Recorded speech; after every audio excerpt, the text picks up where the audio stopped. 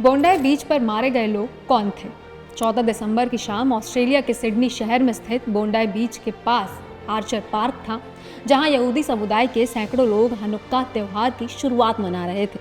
बीच पर खुशियों का माहौल था, बच्चे खेल रहे थे, परिवार साथ बैठे थे, लोग हंस रहे थे। किसी ने नहीं सोचा था कि कुछ ही मिनटों में ये जगह मातम में बदल जाएगी।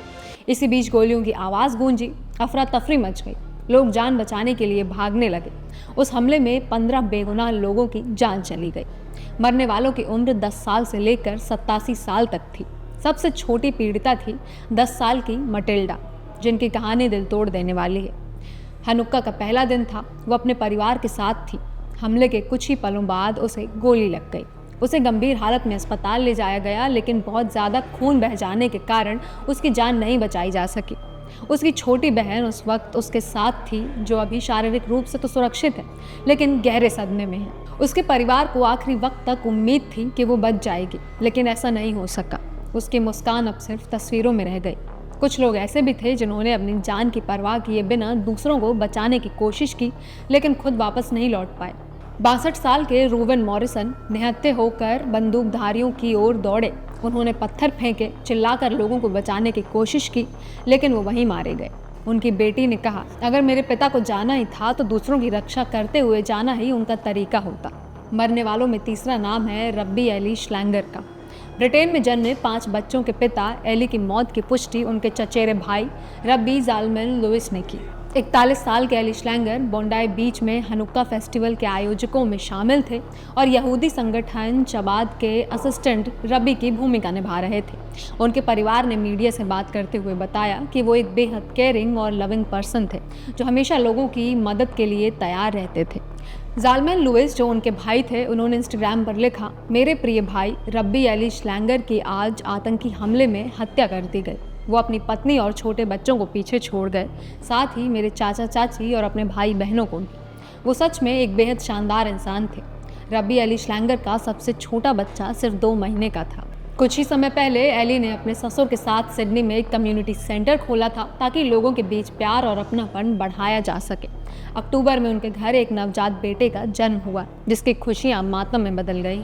मरने वालों में अलेक्जेंडर क्लाइटमैन, एक होलोकॉस्ट सर्वाइवर, भी शामिल थे, जो यूक्रेन से ऑस्ट्रेलिया आए थे। वो अपने बच्चों और पोते पोतियों के साथ हनुक्का कार्यक्रम में शामिल हुए थे।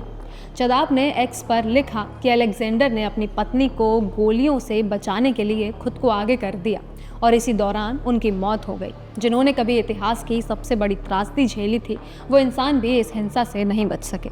स्थानीय मीडिया के अनुसार एक बुजुर्ग व्यक्ति टेबोर वाइटसन, जो अपने परिवार के साथ कार्यक्रम में आए थे, एक दोस्त को बचाने की कोशिश में मारे गए। वो एक ग्रैंडफादर थे जिन्होंने आखिरी पल तक किसी और की जान बचाने की कोशिश की। एक और पीड़ित थे पीटर मीगर, जो एक रिटायर्ड पुलिस ऑफिसर और स्थानीय रग्बी क्लब के वॉलंटियर थे। उस दिन वो हनुक्का कार्यक्रम में एक फ्रीलांस फोटोग्राफर के तौर पर काम कर रहे थे। जश्न की तस्वीरें लेने आए थे, लेकिन खुद इतिहास का हिस्सा बन गए। डैन एक्लाइम फ्रांस से आए एक युवा और प्रतिभाशाली फुटबॉलर थे, जो ऑस्ट्रेलिया में अपने सपनों और भविष्य को आकार देने की कोशिश कर रहे थे। बोंडाई बीच में हुए आतंकी हमले में मारे जाने वालों में उनका नाम भी शामिल है, जिसने न सिर्फ एक उभरते खिलाड़ी की जिंदगी छीन ली, बल्कि उनके परिवार और चाहने वालों की उम्मीदों को भी हमेशा के लिए तोड़ दिया। एडिथ ब्रुटमैन यहूदी समुदाय में नफरत और भेदभाव के खिलाफ काम करने वाली एक मजबूत आवाज़ थी। वो हमेशा दूसरों के हक के लिए लड़ती रहीं, लेकिन इस हमले में अपनी जान गंवा बैठी। मारिका पोगानी 82 साल की बुजुर्ग महिला, सालों से अकेले बुजुर्गों को खाना पहुंचाती थी, वो भी इस हमले में मारी गई। एक वीडियो में दिखा कि कैसे लोग बेजान जमीन पर पड़े हुए हैं और उनके अपने उन्हें बचाने की कोशिश में लगे हुए हैं। हमले के अगले दिन लोगों के गुस्से और उनके इमोशंस का आईना अखबार बने। अखबारों में हमलावरों की तस्वीरों के साथ जो शब्द थे वो कुछ ऐसे थे। टेलीग्राफ ने हमलावर की तस्वीर लगाकर उसके नीचे बोल्ड अक्षरों में लिखा, यू बास्टर्ड्स। वहीं दूसरे अखबार ने लिखा, प्योर एविन।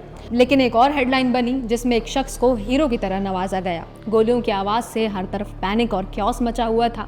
उसी बीच एक शख्स ने ऐसी असाधारण हिम्मत दिखाई कि आज उसकी बहादुरी की चर्चा पूरे देश में हो रही है। पहले आप ये वीडियो देखिए। Oh! So malade. Oh non, gros! Oh! Ouais, mais il fait quoi? Il va se faire tirer dessus? ये वीडियो किसी मूवी का एक्शन सीन नहीं है। इस वीडियो में दिख रहे शख्स का नाम अहमद अल अहमद है, जिसे दुनिया भर में अब एक हीरो की तरह देखा जा रहा है। 43 साल के अहमद, जो सिडनी के साउथ इलाके में रहने वाले एक शॉप ओनर और 2 बच्चों के पिता हैं, रविवार की शाम बोंडाई बीच गए हुए थे। तभी अचानक 2 शूटर्स ने अपनी गोली से बीच की तरफ हमला शुरू कर दिया। सोशल मीडिया पर सामने आए वीडियो में दिखता है कि कैसे अहमद चुपचाप एक हमलावर के पीछे से आगे बढ़ते हैं और अचानक उस पर झपट्टा मारकर उसके हाथ से शॉटगन छीन लेते हैं। ये वीडियो दुनिया भर में टीवी चैनल्स और सोशल मीडिया पर लाखों बार देखा गया। अहमद के परिवार वाले जब अस्पताल में उनसे मिलने पहुंचे तो बाहर मीडिया से बात करते हुए उनके पिता ने बताया कि अहमद पहले सुरक्षा बलों के साथ काम कर चुके हैं। मेरे बेटे की फितरत ही लोगों की रक्षा करना है, उन्होंने कहा। जब उसने लोगों को खून में लथपथ जमीन पर पड़ा देखा तो उसका ज़मीर उसे चुप नहीं रहने दे सका। उसने बिना सोचे समझे उस आतंकवादी पर हमला कर दिया। अहमद की मां ने भी भावुक होकर कहा, मेरा बेटा हमेशा से बहादुर रहा है, वो दूसरों की मदद करता है। उसने देखा कि लोग मर रहे हैं। जब हमलावर की गोलियां खत्म हुई तो उसने बंदूक छीन ली, लेकिन तभी उसे गोली लग गई। अहमद की बहादुरी की गूंज ऑस्ट्रेलिया से बाहर तक पहुंची। व्हाइट हाउस में डोनाल्ड ट्रंप ने भी उनकी तारीफ करते हुए कहा कि ये एक बेहद बहादुर इंसान है, जिसने सामने से हमलावर पर हमला कर कई जिंदगियां बचाई। वहीं उनके इलाज और समर्थन के लिए एक GoFundMe पेज बनाया गया, जिसमें कुछ ही समय में लाखों डॉलर जमा हो गए। एक अमेरिकी अरबपति ने इसमें लगभग $1 लाख दान किए। बाद में सामने आए एक और वीडियो में दिखा कि जब अहमद एक हमलावर को निहत्था कर रहे थे, तब पास ही एक पुलिस अधिकारी दूसरे शूटर पर जवाबी फायरिंग कर रहा था। चारों तरफ लोग चिल्ला रहे थे, भागो, यहाँ से निकलो, लेकिन अहमद डटे रहे। उनके कज़न ने बताया कि अहमद को कंधे और हाथ में गोली लगी है, फिर भी उन्होंने पीछे हटने के बारे में नहीं सोचा। अहमद अभी भी अस्पताल में हैं और रिकवर हो रहे हैं। उनसे अस्पताल में मिलने ऑस्ट्रेलिया के प्रधानमंत्री एंथनी एल्बनीज़ भी पहुंचे। बोंडाई बीच हमले के बाद जब पुलिस और प्रशासन पीड़ितों के परिवारों को सूचना देने में जुटी, तब धीरे धीरे पीड़ितों की पहचान सामने आने लगी। घायलों का इलाज अब भी जारी है और हालात नियंत्रण में लाने की कोशिश की जा रही है। सोशल मीडिया पर सामने आए वीडियो में साफ दिखता है कि काले कपड़ों में 2 हथियारबंद लोग 1 फुट ब्रिज से नीचे बोंडाई बीच की तरफ गोलियां चला रहे हैं। लोग नहाते हुए पानी से निकलकर जान बचाने के लिए भागते हैं। कोई रेत पर गिरता है, कोई बच्चों को उठाकर दौड़ता है। लगभग 10 मिनट तक ये हमला चला, जिनमें से करीब 6 मिनट लगातार फायरिंग होती रही और बीच पर अफरा तफरी मच गई। हमलावर ब्रिज को कवर की तरह इस्तेमाल कर रहे थे। इस हमले में अभी तक 15 लोगों की जान जाने की सूचना है और 40 से ज़्यादा लोग घायल हुए हैं, जिनमें 2 पुलिस अधिकारी हैं। इमरजेंसी कॉल शाम करीब 6:30 बजे की गई, जिसके बाद एम्बुलेंस और पुलिस की तैनाती हुई। एम्बुलेंस के जरिए घायलों को अस्पताल पहुंचाया गया। पुलिस ने तुरंत कार्रवाई की। हमला करने वालों की जब पहचान की गई तो पता चला कि ये दोनों पाकिस्तान से थे और फादर सन डुओ थे, साजिद अकरम और उसका 24 साल का बेटा नावीद अकरम। हमलावरों में से एक, साजिद अकरम, मौके पर ही मारा गया, जबकि उसका बेटा नावीद घायल हालत में गिरफ्तार हुआ। पुलिस ने इस हमले को आतंकी घटना घोषित किया है, क्योंकि ये एक खास समुदाय और धार्मिक कार्यक्रम को निशाना बनाकर किया गया था। घटनास्थल और आसपास के इलाकों को सील कर दिया गया। जहां हमला हुआ वहां जांच में सामने आया कि हमलावरों की कार से IS के झंडे बरामद हुए हैं और सुरक्षा एजेंसियों को नावीद के बारे में पहले से जानकारी थी।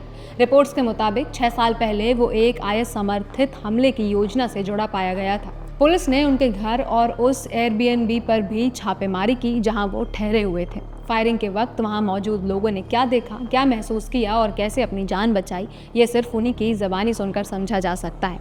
आई विटनेसेस ने बताया कि उन्होंने काले कपड़ों में 2 शूटर देखे। फायरिंग के बाद ज़मीन पर कई लोग पड़े थे और हर तरफ खून फैला हुआ था। घबराहट में लोग अपना सामान तक छोड़कर भाग गए। रेत पर बच्चों की ट्रॉली पड़ी हुई थी, बैग और चप्पलें बिखरी पड़ी थी।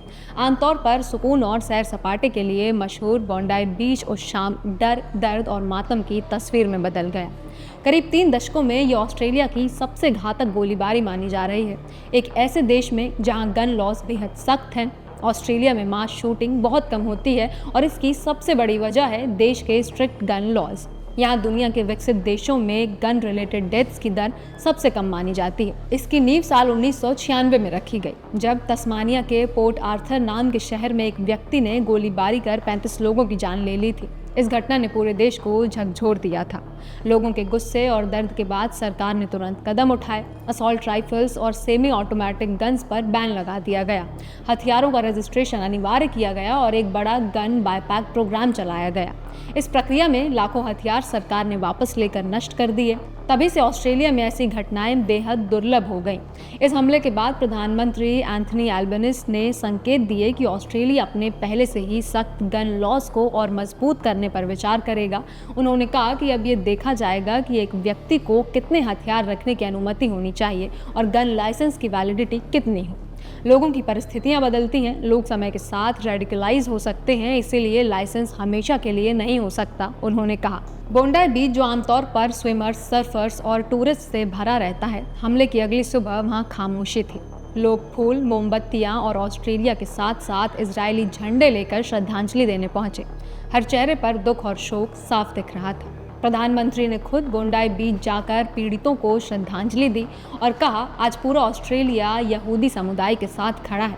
कई वर्ल्ड लीडर्स, जिनमें अमेरिका और फ्रांस के राष्ट्रपति शामिल हैं, उन्होंने भी संवेदनाएं भेजी। ऑस्ट्रेलिया में हुए इस हमले ने पूरे देश को झकझोर कर रख दिया है और एक बार फिर ये सवाल छोड़ दिया है कि नफरत और हिंसा किसी भी खुशी के पल को कितनी आसानी से मातम में बदल सकती है।